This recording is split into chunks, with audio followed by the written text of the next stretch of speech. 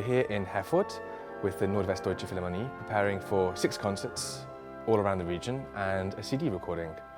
We have a great program of César Franck and Strauss, 2 very contrasting halves, including 2 orchestral pieces and 2 works for piano and orchestra. And the orchestra sounding fantastic. They have an amazing tradition here, of course, having had some fantastic previous music directors, including Andres Nelson's. And they have a wonderful new incoming music director too, who's a close friend of mine, Jonathan Hayward. And so it's a real treat to be working with them.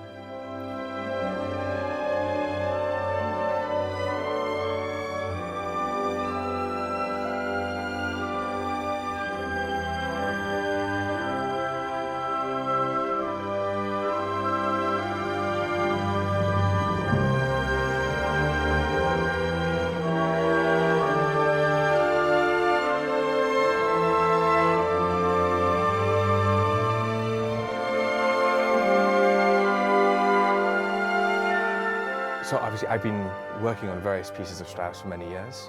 In fact, just last week I was assisting Daniel Harding with the New York Philharmonic on Strauss's Alpine Symphony. But this week we have a very different piece, Totenverklärung, Death and Transfiguration. And it's a wonderful depiction of a dying man and the thoughts that he has, his restlessness, his attempt to kind of come to terms with death. And at the very end of the piece, finally, the transfiguration, the kind of acceptance into the heaven. So Strauss was probably one of the greatest orchestrators of all time. His music is romantic, but it comes from a classical style. I think it comes from Mozart. So if you approach it from a very purist point of view, I think it works best, rather than playing around with it too much. His scores are so exceptionally well annotated with details, whether it's to give or take or other expressive descriptions. And I think this is the best approach for it. And then the music speaks for itself and it has flow. I think that's the key thing.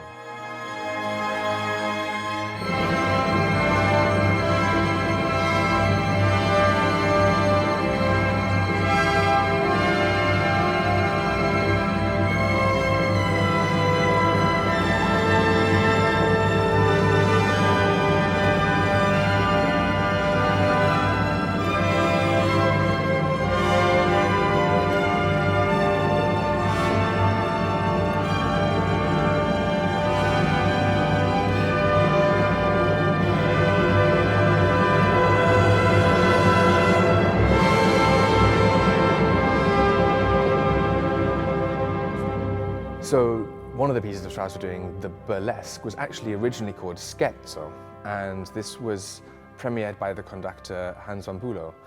He didn't enjoy the piece so much and found it very difficult, and the pianist at the time found it too Lisztian and almost unplayable, though he did have quite small hands. But this piece was then, a little later, turned into the name burlesque, which aside from the dance, actually means farce, and it's kind of a joke, and I suppose that's a kind of an amusing kind of evolution of the title of the piece.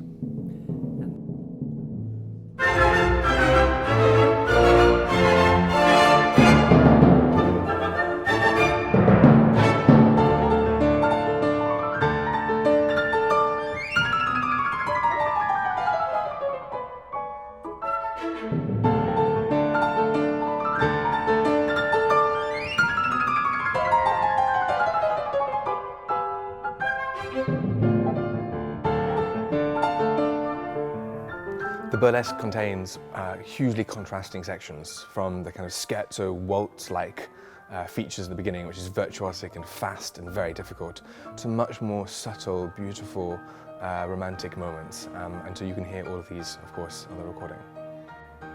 The piece requires huge precision from everybody, not just from Ekaterina, but also from the orchestra. There's lots of very precise and quick and short gestures which need to line up perfectly. And so this is a huge challenge, but the orchestra are managing it incredibly well. And it requires full concentration at every moment. And I'm sure you'll hear on the recording how wonderful this comes across.